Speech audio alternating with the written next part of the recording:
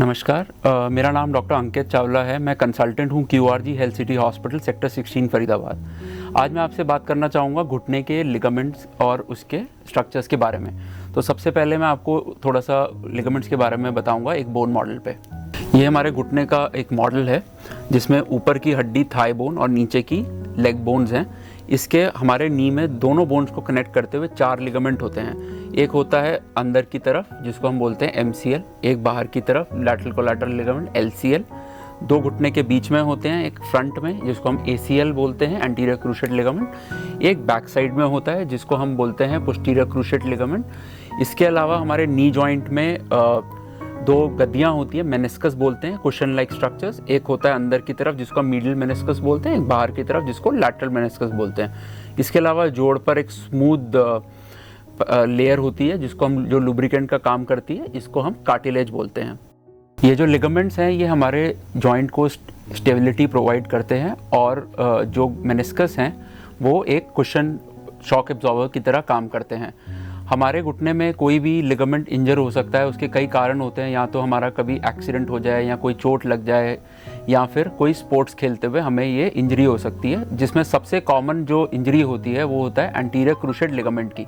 तो जब ACL जो कि सबसे कॉमन लिगामेंट इंजर हो जाए तो उसमें जो सिम्टम्स होते हैं हमारे घुटने में, हमें दर्द हो सकता है, घुटने में सूजन आ सकती है और उसके अलावा हमें सबसे इम्पॉर्टेंट जो है घुटने में लचक महसूस होती है।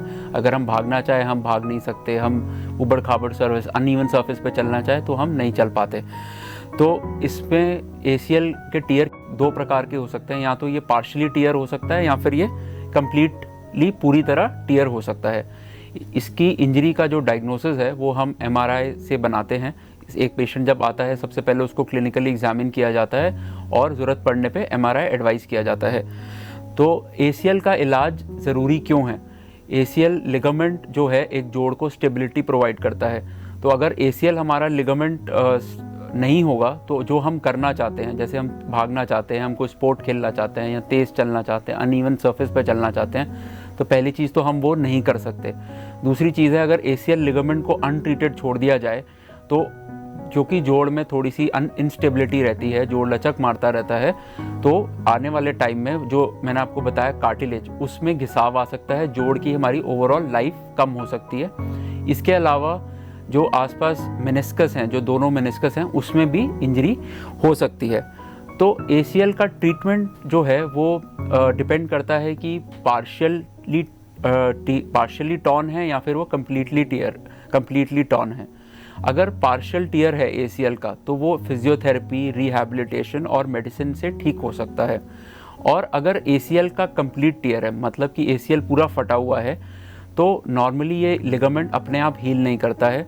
तो जिन पेशेंट्स में जिनमें सिम्टम आ रहे हैं, उन्हें इंस्टेबिलिटी हो रही है, लचक हो रही है, वो अपना स्पोर्ट्स खेलना चाहते हैं, वो नहीं खेल पा रहे इंस्टेबिलिटी की वजह से या पेन की वजह से, उन लोगों में तो इसका ट्रीटमेंट आर्थ्रोस्कोपिक मतलब कि दूरबीन की सर्जरी के द्वारा किया जाता है। और कुछ पेशेंट्स जिनमें कम्प्लीटली ACL का टीयर है मगर वो उनका डिमांड कम है, उनका सिटिंग जॉब है या वो कोई स्पोर्ट नहीं खेलते, तो उन लोगों में फिजियोथेरेपी से भी आराम दिया जाता है। अब जहाँ तक ACL रिहैब की बात है, जो कि हम पार्शियल टीयर या फिर लो डिमांड कंप्लीट टीयर पेशेंट्स में करते हैं, तो उसके लिए एक पूरा फिजियोथेरेपी का प्रोग्राम होता है जिसमें हम मसल्स, घुटने की आसपास जो मसल्स होती हैं उनको स्ट्रेंथन किया जाता है ताकि वो ACL का जो फंक्शन है उसको टेक ओवर करें और आपको कोई सिम्टम ना आए। अगर ACL कंप्लीट टीयर है और सिम्टम्स आ रहे हैं या फिर कोई हाई डिमांड पेशेंट है जो कि स्पोर्ट्स या तो प्रोफेशनली खेलता है या रिक्रिएशनली स्पोर्ट्स खेलता है, तो उसको वापस अपनी लाइफस्टाइल में जाने के लिए यूजुअली ACL को रिकंस्ट्रक्ट करना पड़ता है, जो कि दूरबीन से किया जाता है। बहुत ही आधुनिक तकनीक है जिसमें आप ही की बॉडी से, आप ही के घुटने के पास से एक टेंडन, एक और लिगामेंट होता है स्पेयर, जिसको लेकर वहाँ पे ACL को बनाया जाता है।